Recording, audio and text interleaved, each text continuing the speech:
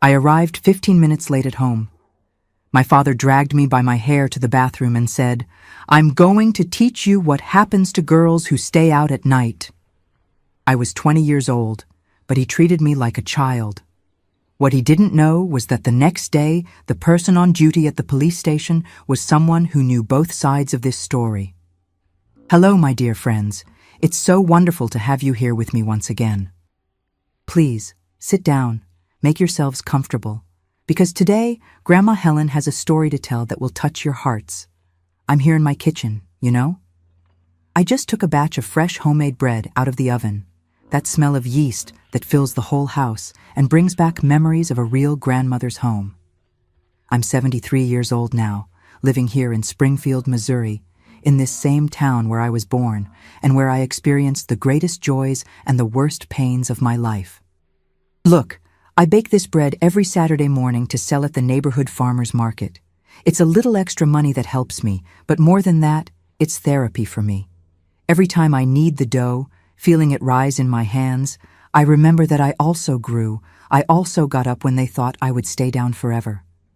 I started making bread about 10 years ago, when I retired from my work as a seamstress. A neighbor taught me her mother's recipe, and since then, it's become my passion. I wake up early, at 5 in the morning, put on my favorite country music softly on the radio, and start working. The kitchen gets warm, full of life, full of hope. But you know, before I tell today's story, I'd like to make a special request to those of you listening now. Tell me here in the comments, from which town in America are you watching me? And tell me what time of day it is where you are.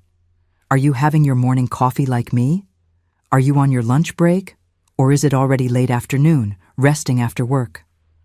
I read each comment with so much affection, imagining each of you in your home, in your town, taking time to listen to this grandma here.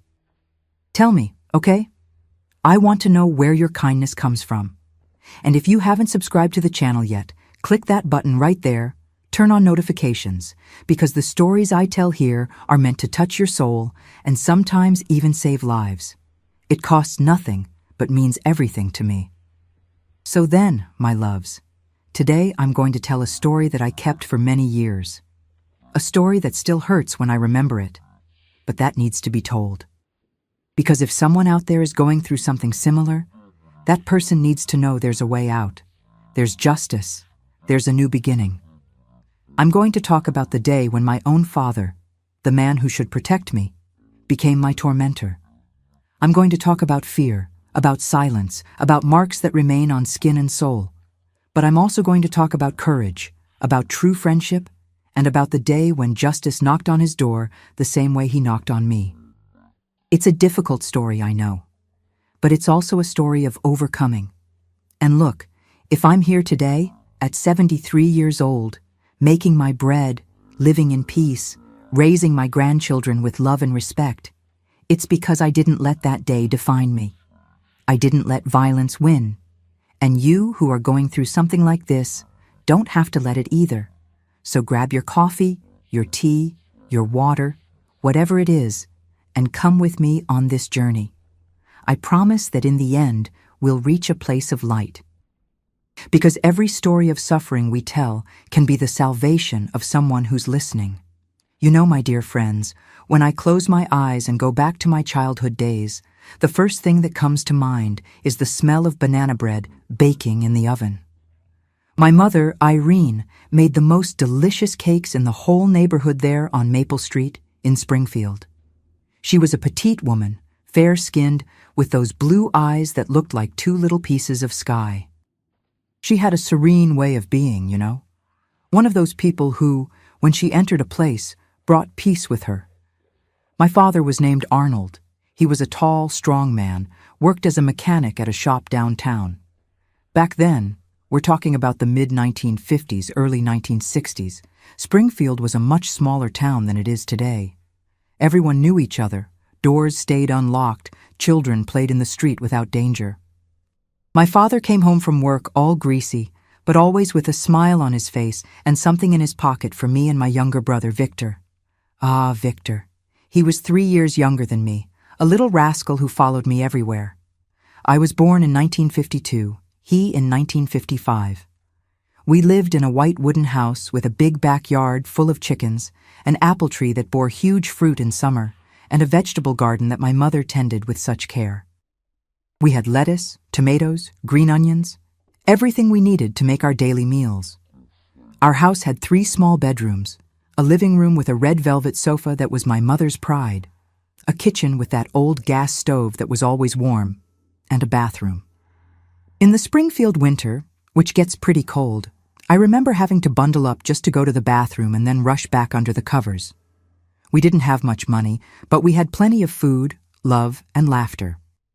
My father, back then, was a sweet man. I need to make that very clear, because what he became later wasn't the man I knew in childhood. He'd come home and pick me up, even when I was already getting big, spin me around and say, "So, my little princess, how was school today?" He called me his little princess. Just imagine. After I turned 20, I would wonder how the same man who called me that could do what he did.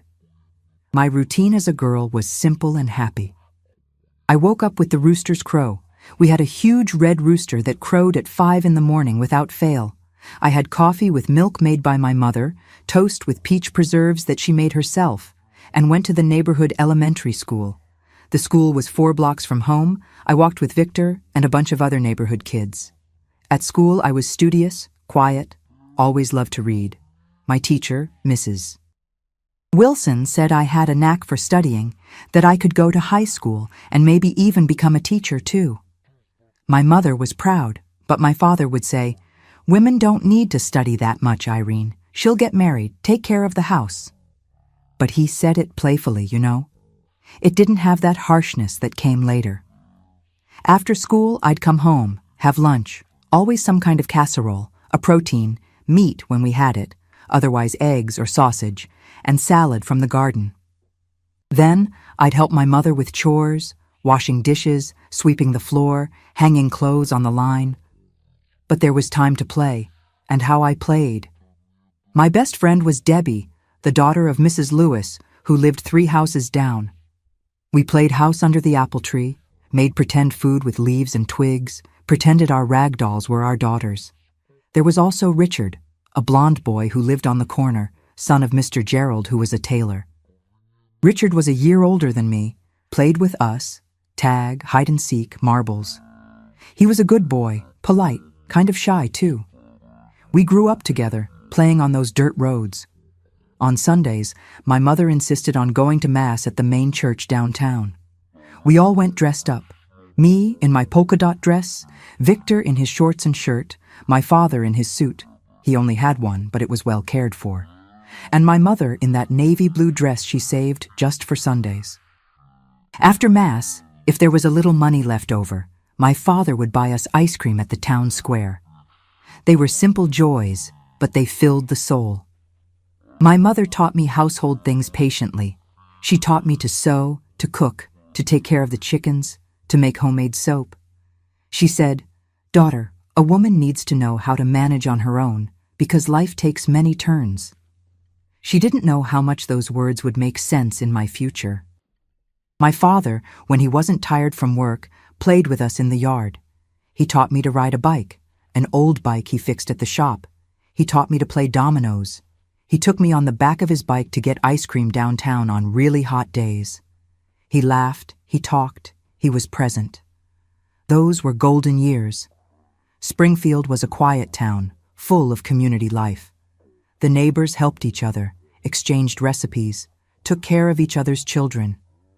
In winter, when it got really cold, we gathered around the heater to warm up. In summer, families put chairs on the sidewalk and talked until late, while we children ran after fireflies. I had no idea in those innocent times that life could be cruel. I didn't know we could lose everything in an instant. I couldn't imagine that people we love can change completely, can transform into something we no longer recognize. But all that was still far away.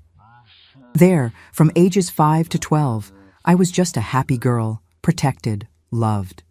A girl who played barefoot in the yard, who climbed the apple tree until Mom screamed, who dreamed of growing up and marrying a good man like my father seemed to be at that time.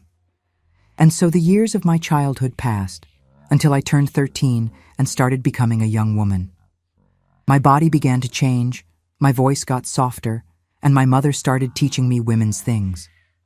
That transition phase between being a child and being a teenager brought changes I didn't quite understand yet, but that were part of life.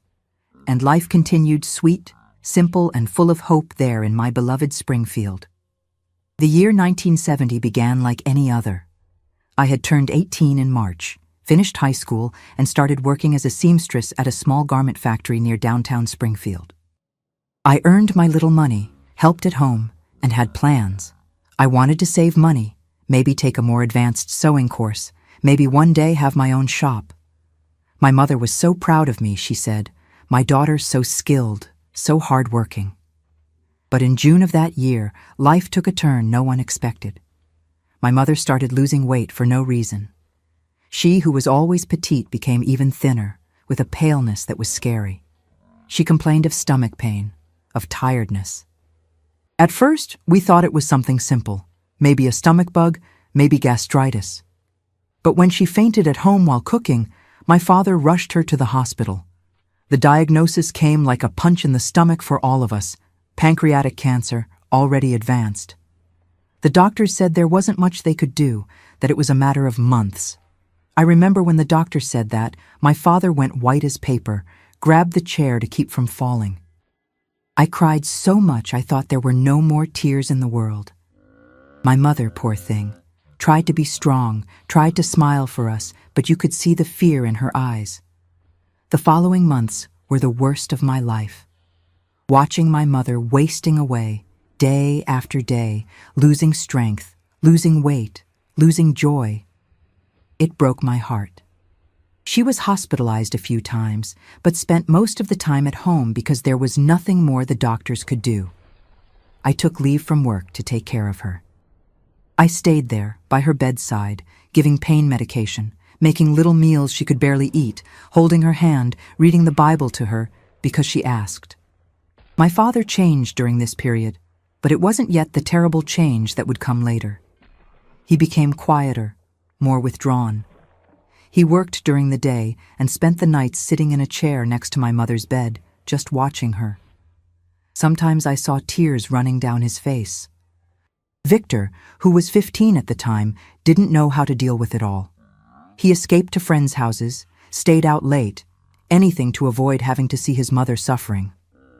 On September 23, 1970, at 4 in the afternoon, my mother Irene passed away. She was in her bed, at home, with us around her. I was holding one of her hands, my father the other. She looked at each of us, tried to smile, and said softly, "Take care of each other. Be happy." And then she closed her eyes and was gone. Just like that, peacefully, as she had lived her whole life. The wake was in our living room, as was customary at that time. All the neighbors came, all the acquaintances. The house was full of people, flowers, the smell of candles. My father didn't cry in front of anyone. He stood there, serious, rigid, receiving condolences with a nod. But I saw the pain in his eyes, saw that something had broken inside. In the first days after the burial, the house fell into cemetery silence. No one had the courage to make noise, to laugh, to live. I went back to work after 2 weeks because we needed the money. Victor went back to school. My father went back to the shop, each of us trying to move forward as best we could. That's when I started noticing changes in my father. Small changes at first, that got bigger as the weeks passed. The first thing he changed was about food. My mother always cooked, and after she got sick, I naturally took over the kitchen. But now my father started criticizing everything. "This rice is tasteless. This casserole isn't like your mother's. This meat is tough." Nothing I did was good enough. I tried hard, tried to do it like my mother taught, but it was never enough. Then came the control over how I dressed. I had always been a modest young woman, never wore flashy or revealing clothes. But my father started finding problems with everything. If I put on a short-sleeve blouse, he'd say, "You're going out like that? Trying to get attention?" If I wore jeans that were part of my work uniform, he'd complain, "Respectable women don't wear pants. Put on a dress." One day, I had put on some light lipstick, one of those very soft pink ones, just so my lips wouldn't be dry. He looked at me and said in that gruff voice, "Take that garbage off your face. Only sluts paint their faces to go out on the street." I was so shocked I couldn't even respond. I took off the lipstick trembling and went to work wanting to cry. But the worst was the control over schedules. My work at the garment factory ended at 6 in the evening. I'd take the bus, and, if everything went normally, I'd get home at 10 to 7, 7 o'clock. My father determined that I had to be home at 7 o'clock sharp, not a minute more. He'd sit in the armchair facing the door with his watch in hand, waiting. If I arrived at 5 after 7, he was already frowning. "Why are you late?" I'd explain. "The bus was delayed, there was a lot of traffic, I had to finish an urgent sewing job at work." No excuse mattered. He always found a way to make me feel guilty. I started living in fear of the clock. I kept looking at the time constantly, with that tightness in my chest, worried if I'd make it on time. There were days I'd run out of the garment factory, run to the bus stop, pray the bus wouldn't be late, all to avoid facing that look of disappointment and anger from my father. And he started using my mother's memory as a weapon against me. "Your mother was never late," he'd say. "Your mother knew how to behave. Your mother was a respectable woman, didn't go around drawing attention." Each phrase was a stab. As if I wasn't already suffering from missing her, he still threw in my face that I would never be good enough. There was one night, I remember like it was yesterday, when I was washing the dinner dishes and started crying quietly, with my hands in the soapy water. My father came into the kitchen and asked, "Why are you crying?" I said, with my voice breaking.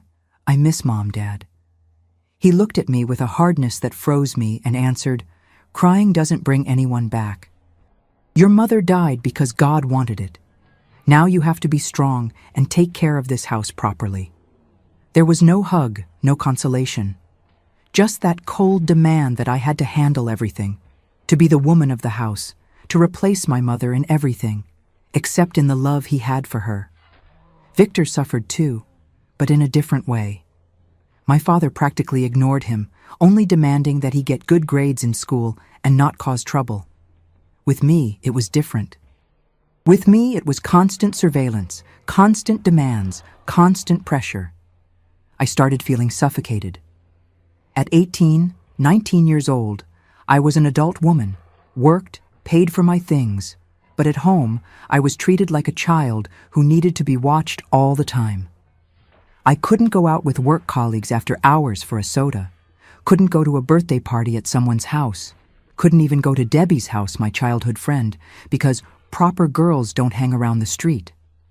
I tried to talk to him a few times. I'd sit next to him in the living room, choose a moment when he seemed calmer, and say, "Dad, I know you're suffering from missing Mom. I am too. But I need to live. I need to have my moments." He'd cut me off before I finished. "Live? You want to be like those shameless girls hanging around out there. As long as you live under my roof, you'll do what I say." And so it went. At 19, I had a homework-home routine. Wake up, make breakfast, clean the house, go to work, rush back, make dinner, wash dishes, go to sleep. On weekends, clean the whole house, wash clothes, iron clothes. No social life, no fun, nothing but obligations and demands. I felt more trapped, smaller, more invisible every day. That cheerful girl who played in the yard had disappeared. In her place was a scared, insecure young woman who walked on eggshells to avoid awakening her father's wrath. But I still hadn't seen anything. The worst was yet to come, and when it came in such a brutal way that it marked my skin and soul forever. It was a Thursday in March 1972.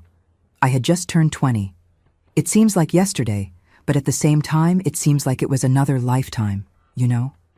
At that time, I had already been living under my father's suffocating control for 2 years. 2 years of constant fear, of walking on eggshells, of living watching the clock as if it were my tormentor. That morning, I woke up with a tightness in my chest, one of those you can't explain, but you feel that something bad is going to happen. I made my father's coffee, cleaned the house quickly, and went to work at the garment factory like every day. The day was normal. I sewed the pieces they gave me, talked little with my colleagues. I had lost the knack for conversation, for smiling. It seemed I had forgotten how to be light. 6 o'clock sharp in the evening, I clocked out and left. The bus stop was 2 blocks from the garment factory. I walked fast, always walked fast, with that anxiety of someone who knows they can't be late even a minute. I arrived at the stop at 6:10. The bus usually came at 6:15, and I'd get home at 10 to 7, had 10 minutes of leeway before the 7 o'clock deadline. But that day, the bus didn't come on time. 6:15 passed, 6:20, 6:30. I was standing there at the stop, along with other people who were also waiting, and despair started squeezing my chest like a cold hand. My God, I thought, I'm going to be late. He's going to be furious. I tried to ask the driver of another bus that passed if he knew what had happened. He yelled through the window, "Bus broke down on Main Street. It's going to be a while." My heart sank. I didn't have a phone. Back then, almost nobody had a phone at home in our neighborhood. There was no way to let him know. No way to explain before arriving. The bus only showed up at 10 to 7. When I got on, I was shaking.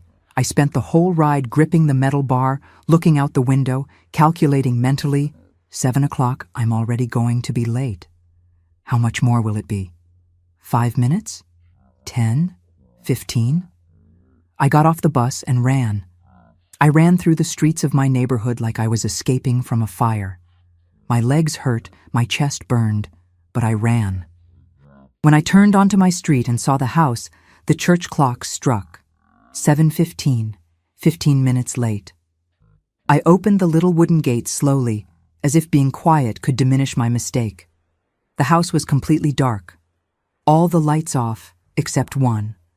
The light from the living room lamp, that weak yellow light that made strange shadows on the walls. I opened the front door with my key, entered, and the first thing I saw was his silhouette.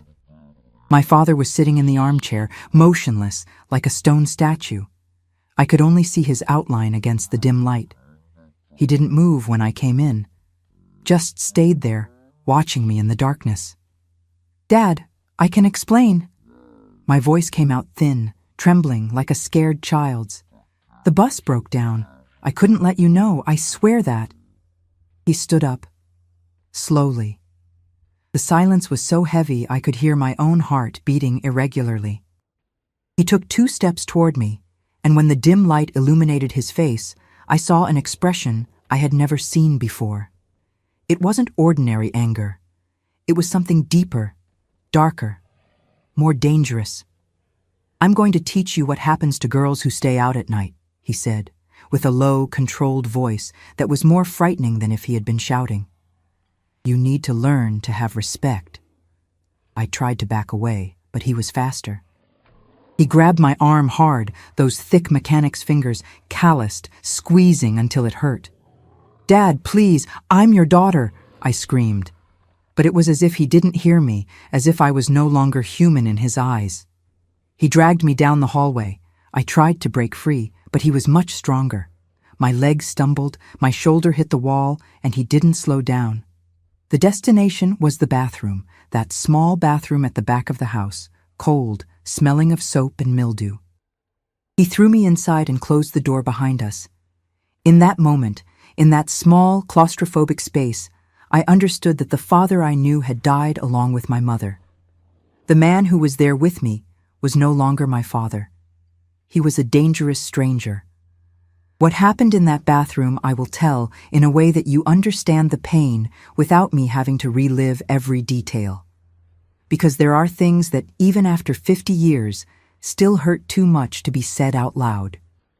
He accused me of being on the street doing things I never did. He screamed that my clothes were indecent.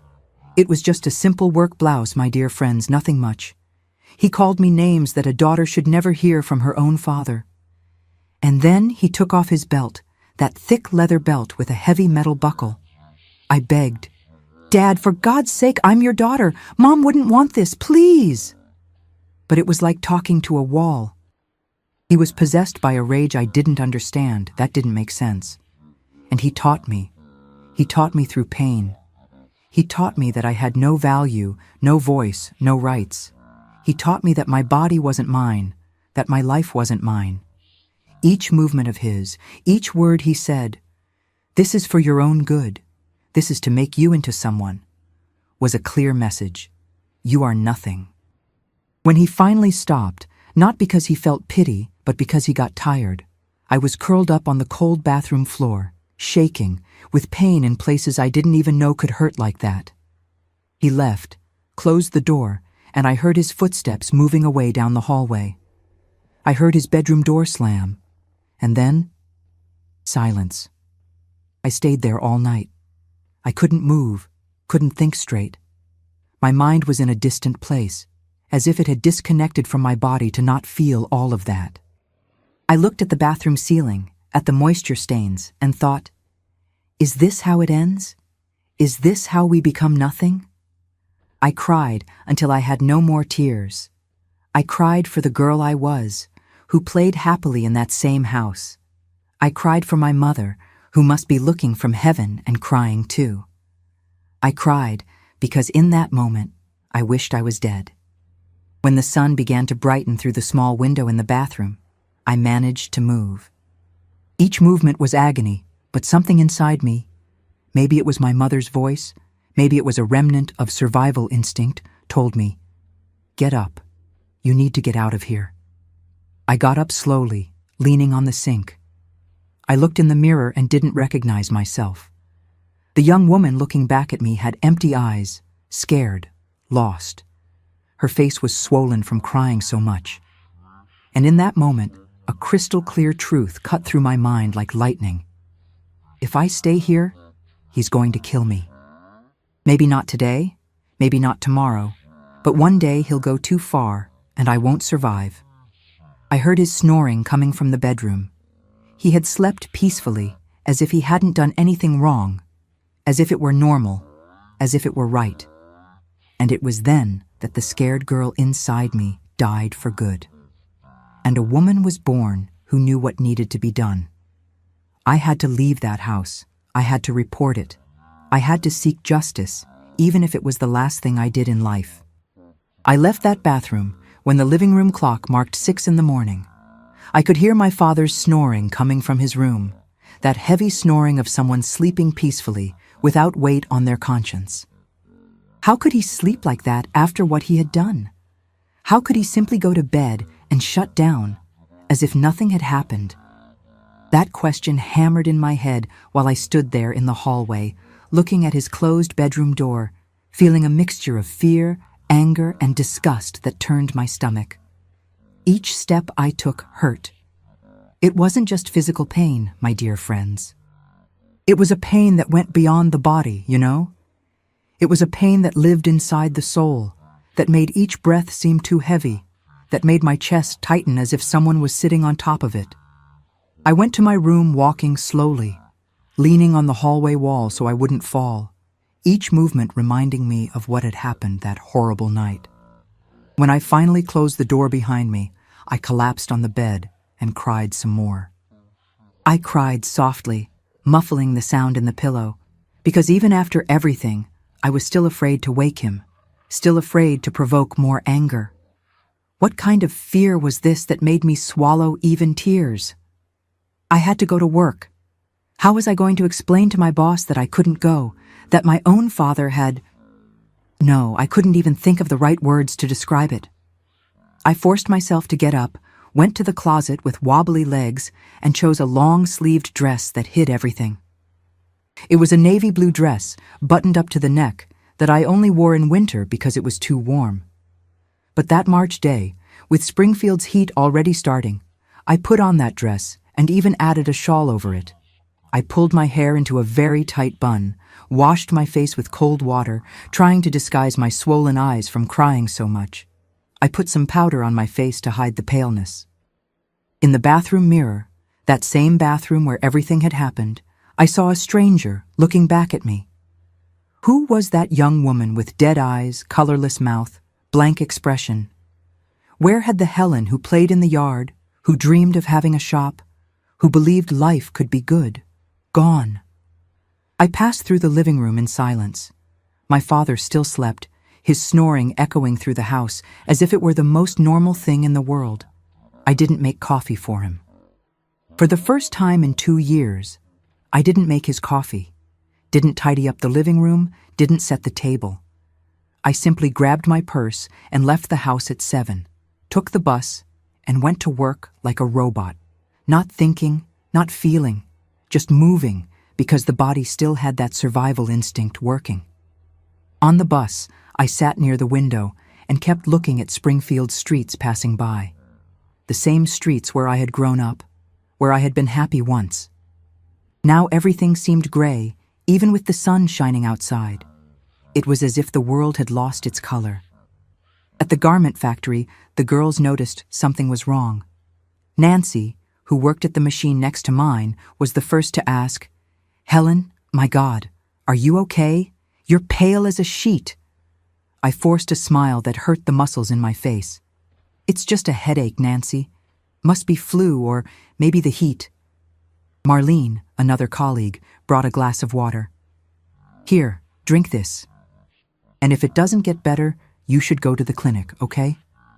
How was I going to tell them? How was I going to say that my own father, the man who should protect me, had turned into a monster?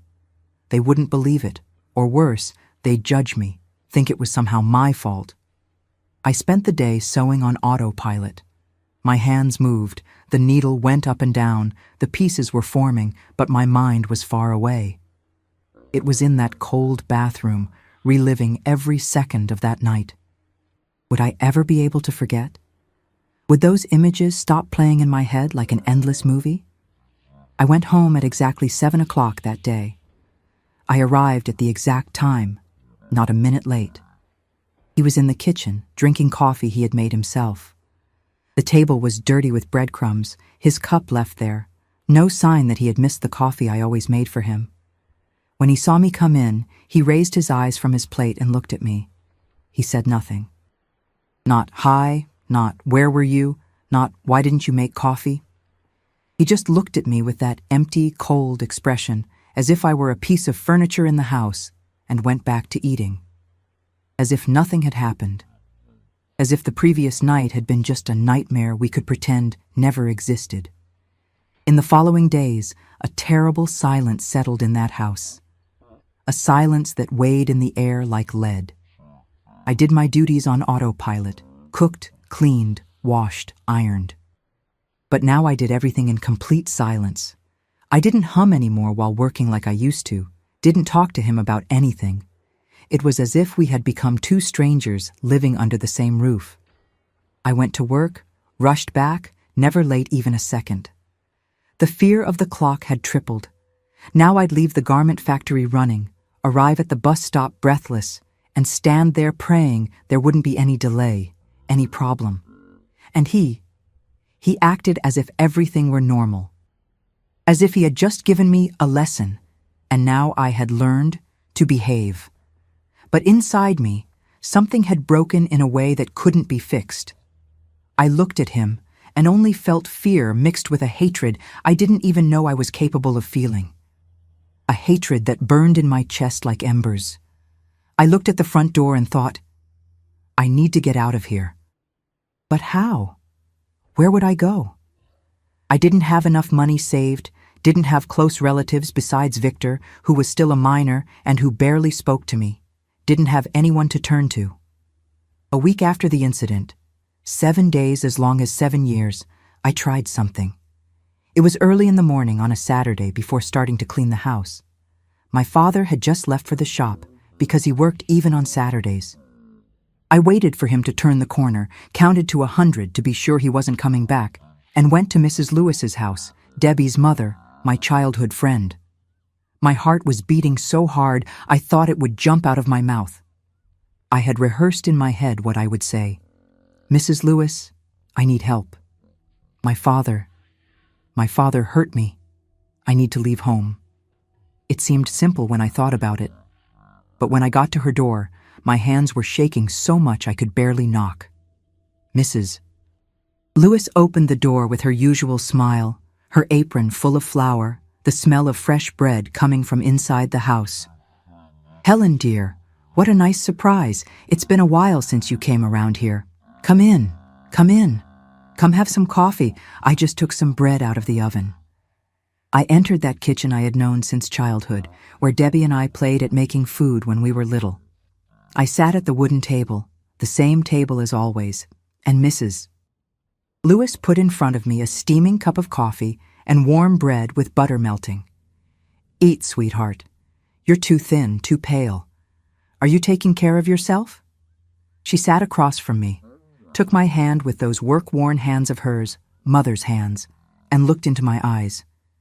"Helen, did something happen? You can trust me. You know that." I opened my mouth to tell.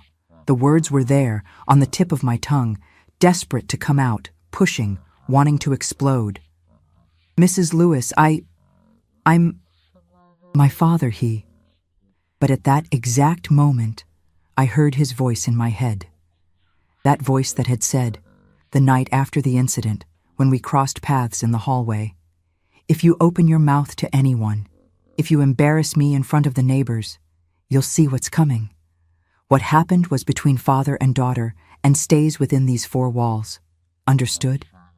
Fear closed my throat like an invisible hand squeezing, suffocating. The air wouldn't come in right. My heart raced. And I thought, if I tell, he'll find out. He always finds out everything, and it'll be worse, much worse. It's just that I need..." I swallowed hard, forced the lie out. "A recipe for cake. Do you remember that carrot cake with chocolate frosting that Debbie liked so much? I wanted to make it to take to work." I saw her expression change. I saw in her eyes that she didn't believe me. I saw that she knew there was something more, something serious, something I couldn't say. But Mrs. Lewis, being the kind woman she always was, respected my silence. "Of course, dear. I'll write the recipe for you." She got up, got paper and pen, and stood there writing the recipe while I held the coffee cup with both hands to make them stop shaking. When she handed me the paper, she held my hand a little longer and said softly, "Helen, if you ever need help, really, my door is always open. Any time of day or night. You're like a daughter to me, understand?" I could only nod, because if I opened my mouth, I would break down crying right there. I left her house feeling even more alone than before. I had had a real chance to ask for help, had someone willing to listen, and I hadn't been able to do it. What kind of coward was I? But fear was greater than courage. The fear of what he would do if he found out was greater than anything. The weeks passed slowly, dragging, heavy. I was sinking deeper and deeper into a bottomless dark hole. I lost more weight, my clothes started getting loose, I lost my color, my skin became that sickly white. I lost any trace of joy that still remained in me. I couldn't smile anymore, even when I tried. At work, I was just a shadow sewing. I did my job right, but it was as if a part of me had died and only the body still functioned. At home, I was a ghost doing household chores. Sweeping, ironing, cooking, all without thinking, without feeling. I wasn't living anymore. I just existed, breathing, moving, waiting. Waiting for what? I didn't know. Waiting for that to end somehow one day? Waiting for courage to do something? Waiting to die? There was one night, this must have been about 3 weeks after that terrible day, when I hit rock bottom. I was lying in my bed, still dressed because I didn't even have the strength to change clothes. I looked at the dark ceiling of the room, at the holes the moths had made in the wood over the years, and a horrible voice inside my head started whispering, "It would be easier not to be here. It would be easier to just..." end it all. No one would miss you anyway. I stayed there, letting that dark thought grow, take over everything. Would anyone miss me? My father? He'd probably even be relieved. Wouldn't have to see me every day reminding him of what he did. Victor? My brother barely looked at me, was always out, always on the street with friends. The girls at work? They'd get another seamstress and move on. Mrs. Lewis? She'd be sad for a while, but would forget. I saw myself getting up from the bed, going to the bathroom, that cursed bathroom, opening the little cabinet where the medicines were kept. There were some pills my mother took when she was alive, for pain. There was still an almost full bottle there. It would be quick, I thought. It would be the end of all that pain. I held the bottle in my hand. I looked at my reflection in the bathroom mirror, and suddenly, I don't know from where, a memory came so vivid, so real, that it was as if I had gone back in time. I saw myself as a child, must have been about 7 years old, playing in the yard on a summer day. I had climbed the apple tree to get the higher fruits, and the branch had broken. I fell to the ground, scraped my knee, my elbow, scraped the palms of my hands. It hurt so much I cried non-stop. My mother dropped the clothes she was hanging on the line and came running. She picked me up even though I was already too big to be carried, took me inside, washed the wounds so carefully, put mercurochrome on them, put Band-Aids. And while doing all this, she hummed softly a lullaby. When she finished, she hugged me tight and said, looking right into my eyes, "It hurts now, my daughter, but it will heal. Everything heals when we take proper care of the wound. And you know why? Because you're strong. You're stronger than you imagine. You have the strength of your grandmother, your great-grandmother, all the women in our family who went through difficult things and survived." I came back to reality, or maybe I never left it, with tears streaming down my face, still holding that bottle of pills. My mother wouldn't want me to give up. She who spent months suffering with that terrible disease, with those horrible pains, and fought until her last breath, trying to stay one more day, one more hour with us. Who was I to give up now? Who was I to throw away the life she fought so hard to give me? I put the bottle back in the cabinet. I closed the door. I left that bathroom and went back to my room. And there, lying in bed, with my face wet with tears, I felt something changing inside me. It wasn't a big, obvious change, like one you feel when lightning strikes. It was something small, but firm, an ember lighting up in the middle of the ashes. A little voice that said very softly, but clearly, "You will survive this. You will get out of this house. You will seek justice. Your mother didn't raise a coward." The next day, a Sunday morning, I started planning. I woke up early, before my father, and stayed there in the kitchen thinking while making his coffee. Yes, I went back to making it because I couldn't raise suspicions. It wasn't an elaborate plan, because I couldn't plan much. But I started doing small things, slowly, in secret. I started saving coins. Every time I went to the store to buy something and there was change left over, I'd save some coins. They were pennies, wouldn't take me far, but it was something. I hid everything in an old sewing box that was at the back of my closet, under some fabric scraps. I started paying attention to my father's schedule, mentally noting his every movement. He left for work at 7:30 in the morning every day, came back for lunch exactly at noon, left again at 1 in the afternoon, came back at 6 sharp. On Saturdays, he worked half a day, left at 7:30, and came back at noon. Sunday off, stayed home all day. This gave me windows of time. Time for what? I still didn't know exactly, but I needed to know his schedule. I started observing the neighbors, too. The house on the left had Mr. Albert, a retired gentleman who spent all day sitting on the porch, smoking his pipe and reading the newspaper. He saw everything that happened on the street. The house on the right had Mrs.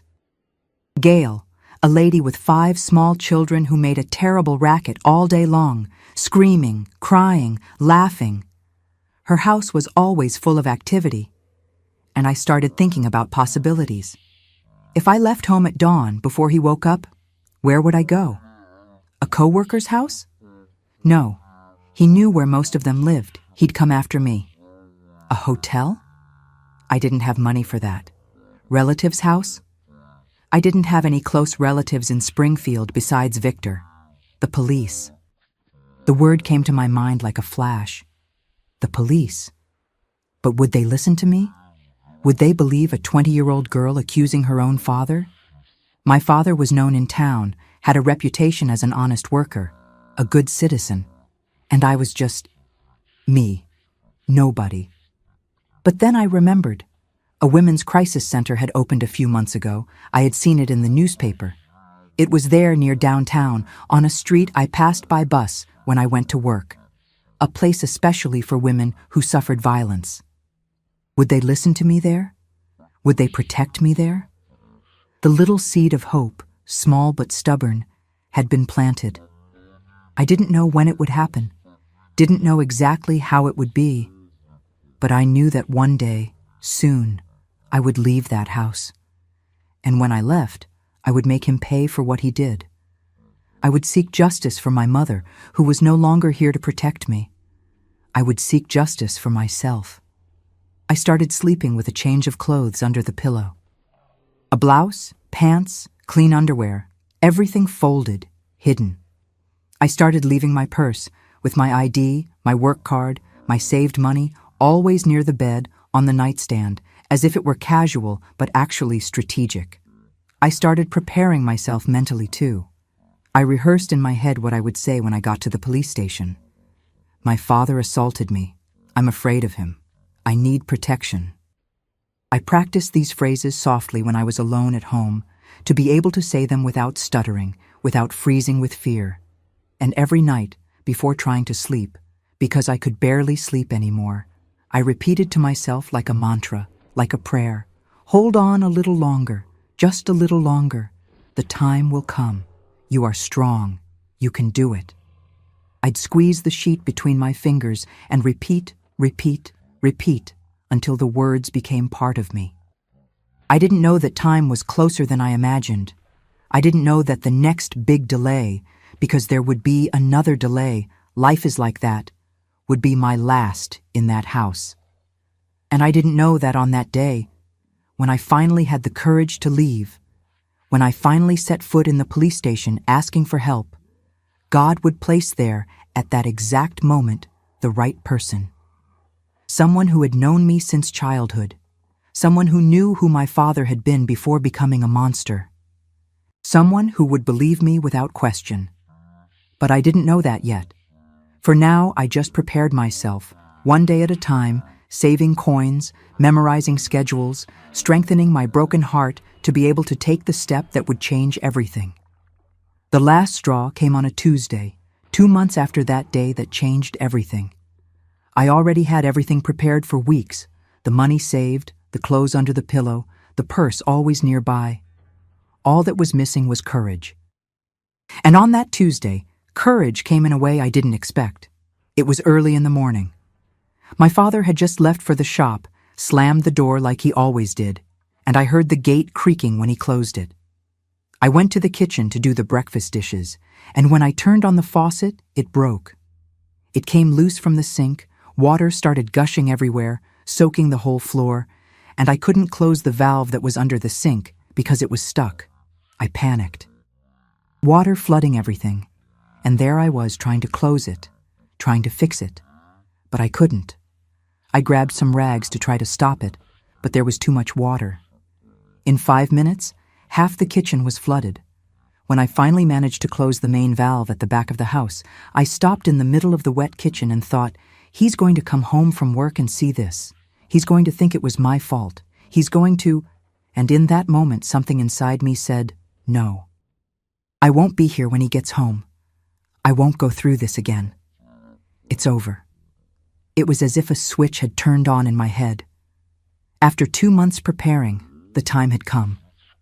I ran to my room, got the clothes that were hidden, changed with trembling hands. I grabbed my purse, checked if I had everything, documents, money. I looked at the room for the last time. That bed where I had slept my whole life, that old closet, those peeling walls. I would never see that place again. And thank God for that. It was 7:45 in the morning when I left home. I didn't lock the door. I left everything open, the kitchen still flooded, the clothes I had taken off thrown on the bed.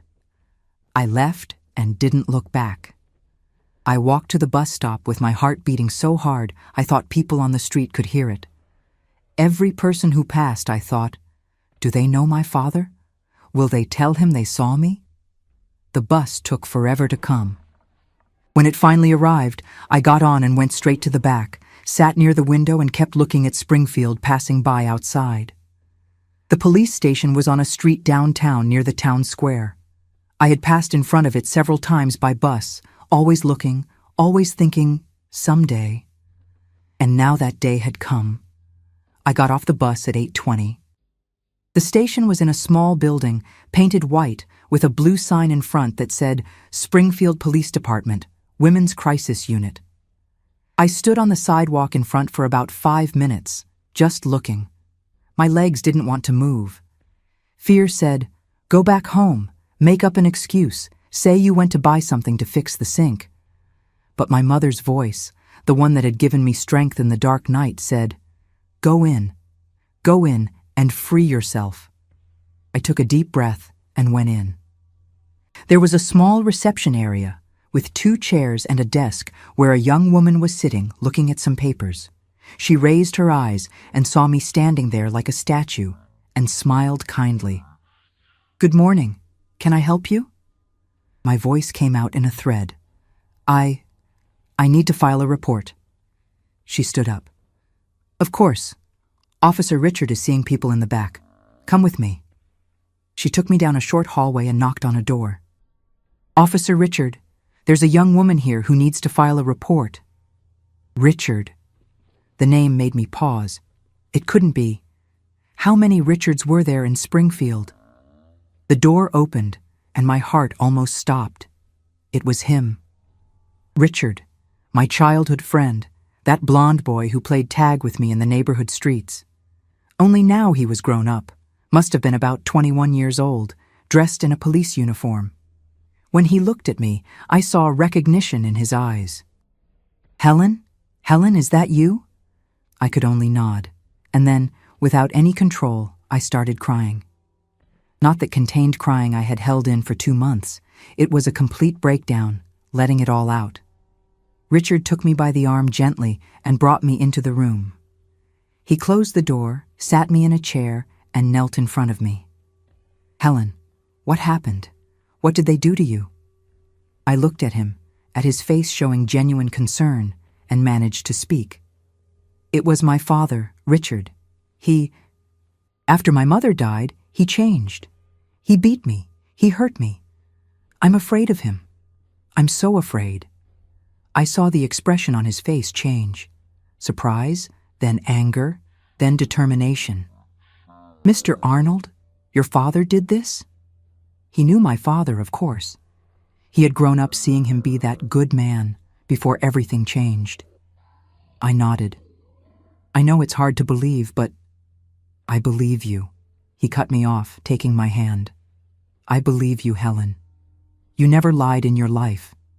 If you're saying this, it's because it happened. Tell me everything.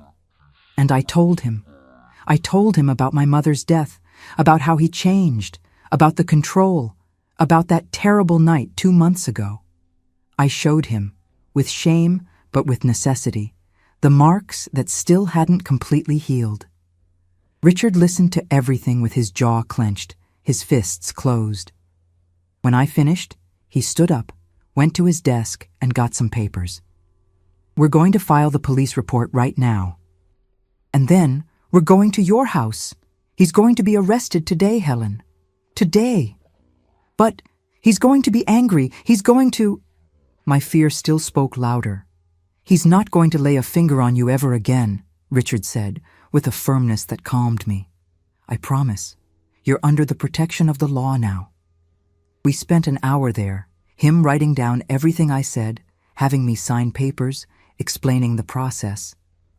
He called a doctor who works at the station to photograph and document the marks.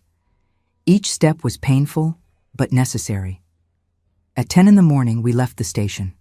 Richard, another officer named Owen, and I, inside a police car. The siren was off because Richard didn't want to warn my father we were coming. The way to my neighborhood seemed at the same time too fast and too long. My stomach was churning. My hands were sweating. Richard, sitting in the front seat, looked back and gave me an encouraging smile. "It's going to be okay." When we turned onto my street, I saw my father's truck parked in front of the house. He had come back early, probably because of the broken sink. My heart almost jumped out of my mouth. The police car stopped in front of the house. Richard got out first, adjusted his belt with the gun, and went to the door. He knocked. "Police, open the door!" My father opened it, and the first thing he did was look at the police car, see me sitting in the back. His expression went from surprise to anger. "What's going on here?" he asked, with that gruff voice. "Are you Arnold Patterson?" Richard asked with an official voice. "I am. So what?" "You're under arrest for aggravated assault and domestic violence against your daughter, Helen." I saw my father turn red. "That's a lie. She's my daughter. I was just disciplining her." "Discipline doesn't include physical violence, sir," Richard said, taking handcuffs from his belt. "You have the right to remain silent. Anything you say can be used against you." My father tried to argue, tried to play the good citizen, but Richard didn't give him a chance. He handcuffed him right there in front of the neighbors who started coming out to see what was happening. Mr. Albert was on his porch, mouth open. Mrs. Gail held her children at the door. When Richard brought my father handcuffed to the police car, passing by me, our eyes met. And you know what I saw in his eyes? It wasn't remorse. It was anger. Anger at being caught, at being exposed. But it was no longer my concern what he felt. For the first time in 2 months, I took a deep breath and felt something I had forgotten. Relief. Richard put my father in the back seat on the other side, separated from me by a protective screen. On the way to the station, my father didn't say a word. He just looked out the window with that stone face. When we arrived, they took him to a cell. I stayed in Richard's office while he finalized everything. With the evidence we have, he's going to stay in jail. There'll be a hearing, a trial, but he won't get out in the meantime. And me? Where am I going to stay? Reality hit me suddenly. There's a shelter for women at risk. Or do you have any relatives, any friends? I thought of Mrs. Lewis. There's a neighbor.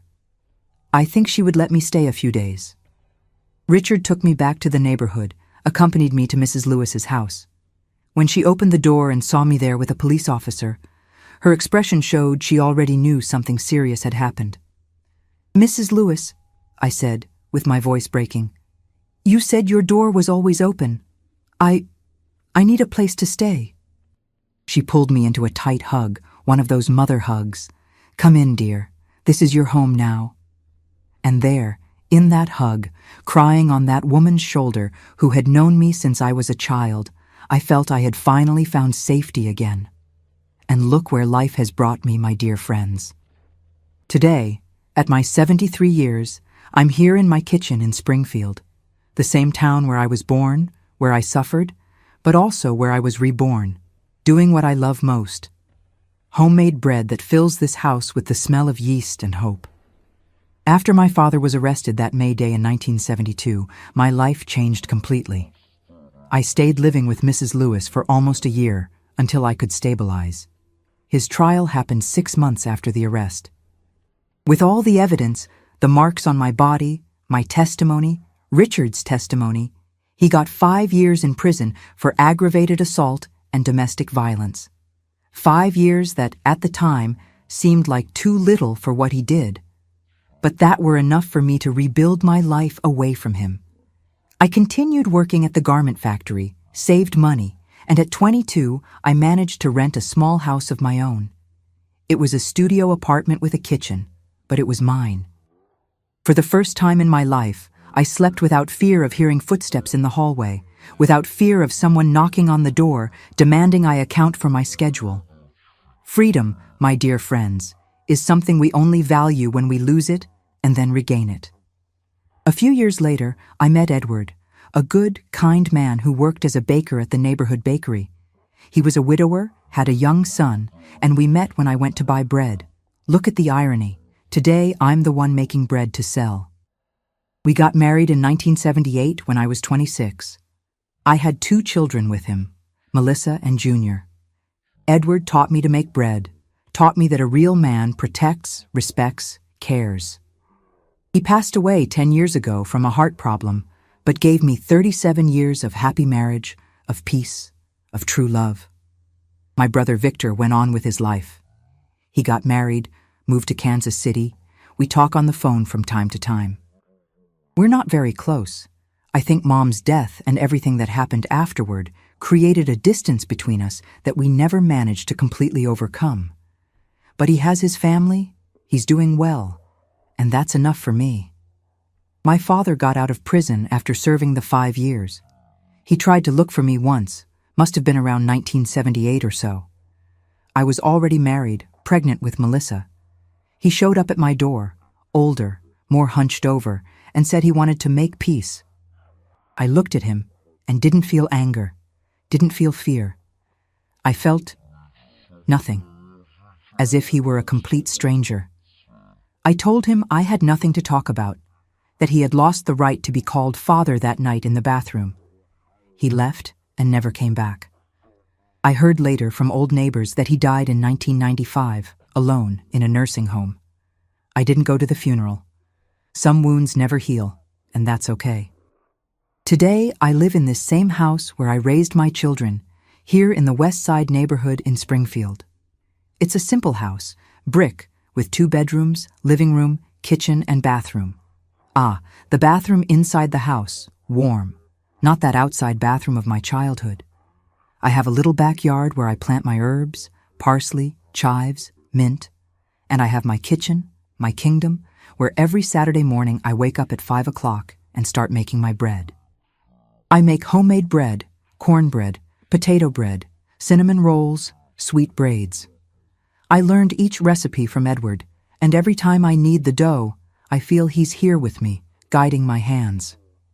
At 7 in the morning, I put everything in thermal boxes and go to the neighborhood farmers market. I have my loyal customers, Mrs. Vera, who buys 2 cornbreads every Saturday, Mr. Norman, who takes the sweet braid to eat with his family at afternoon coffee, Jackie, who always asks for chocolate rolls. It's a little money that supplements my seamstress pension, but more than that, it's my contact with the world, my therapy. When I'm kneading the dough, watching it rise, watching it turn into warm, fragrant bread, I think about how life is like that too. We suffer. We're kneaded by difficulties, but we grow. We become something good, something that nourishes and brings joy. My children are my blessing. Melissa is a teacher, lives nearby with her husband and her 2 children, my grandchildren Luke and Amanda. Junior works at an accounting firm, lives on the other side of town with his wife and little daughter Isabella, who is my darling, my youngest granddaughter, 4 years old. Every Sunday the house fills up. My children, grandchildren, sons-in-law, daughters-in-law, everyone comes for lunch. I make that real American comfort food, pot roast, roasted chicken, potato salad, and there's always fresh bread I made on Saturday. The table is full, the house is full of laughter, of children screaming, playing in the yard, and I sit there, at the head of the table, looking at everything and thinking, my God, look how far I've come. Because you know, my dear friends, there was a time when I thought I wouldn't survive. There was a time when the darkness was so great I couldn't see a way out. But I survived.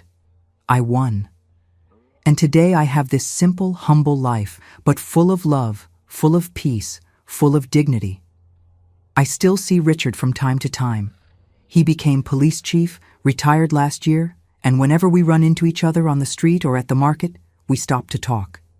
He says that day he helped me was one of the most important moments of his career, that helping me was an honor. I always thank him, because if it weren't for him believing me that day, who knows where I'd be today. Life taught me that we're stronger than we imagine.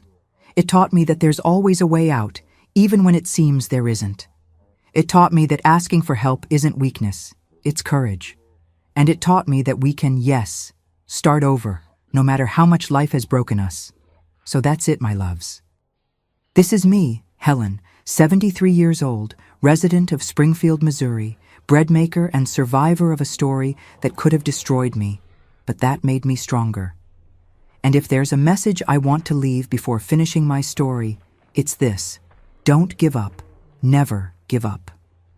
My dear friends, my loves, if there's anyone out there listening to me now who's going through something similar to what I went through, and I know there is, because violence doesn't choose addresses, doesn't choose families, I want you to stop everything and pay attention to what this grandma here is going to say. When violence comes from inside the home, when it comes from someone who should protect you, the fear is different. It's a fear that paralyzes more deeply, because along with fear comes shame, comes guilt, comes that voice saying, but it's your father, but it's your family, but no one will believe you. I know because I heard those voices for 2 months before having the courage to leave that house. But I learned a truth I need to pass on to you.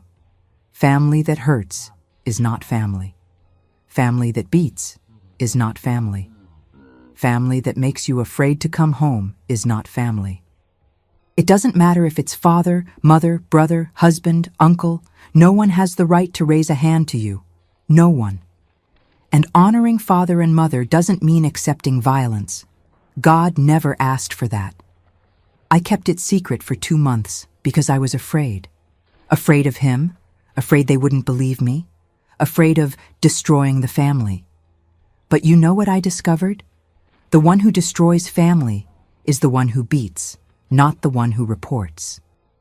The one who destroys family is the one who abuses, not the one who asks for help.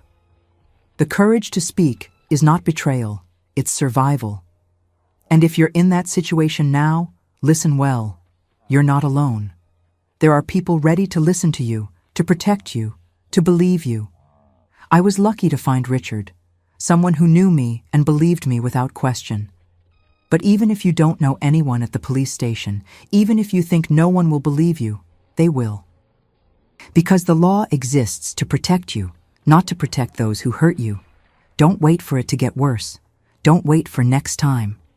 Because violence doesn't stop on its own. It only gets worse. That first slap, that first humiliation, that first control, it's just the beginning. And the longer you stay, the harder it gets to leave. I know because I lived it. Get your documents. Get what's yours. And leave. Go to the police station. Go to a shelter. Go to someone you trust's house. But leave. Because the life waiting for you out there, away from those who hurt you, is better than any day inside that hell. I guarantee you, because I lived both sides. Today, I make bread. Bread that nourishes, that brings joy, that brings life. But for 2 months, I lived without life, without joy, without hope. The difference between that Helen and this Helen now was 1 day of courage. 1 day when I decided I deserved to live without fear. And you deserve it too. Now, my dear friends, I need to make a very special request of you. If you watched this far, if this story touched your heart, I want you to do 3 things now. Don't wait. First, hit that subscribe button and turn on notifications, because stories like this can save lives, and you need to be here to listen and share with those who need it. Second, leave a comment with the word courage. Just that word. So I know you understood the message, that you're committed to never staying silent when you know someone is suffering violence. Write courage in the comments now. And third, if you know someone, a friend, a neighbor, a coworker, who you suspect is suffering violence at home, share this video with them. Sometimes we don't have the courage to speak, but a video like this can be the spark that ignites the hope to leave. Do this now. Don't wait another minute. Because while you hesitate, someone is suffering at this very moment. Your subscription, your comment, your share could be the difference between someone's life and death. And remember, reporting violence is not snitching. It's saving. It's protecting. It's giving back dignity to someone who had it stolen. Thank you for listening to me until here. Thank you for being part of this chain of protection. And if you're the person suffering and watched this far, I believe you. And you will be able to leave. I did, and you will too. A kiss to each of your hearts, and until the next story.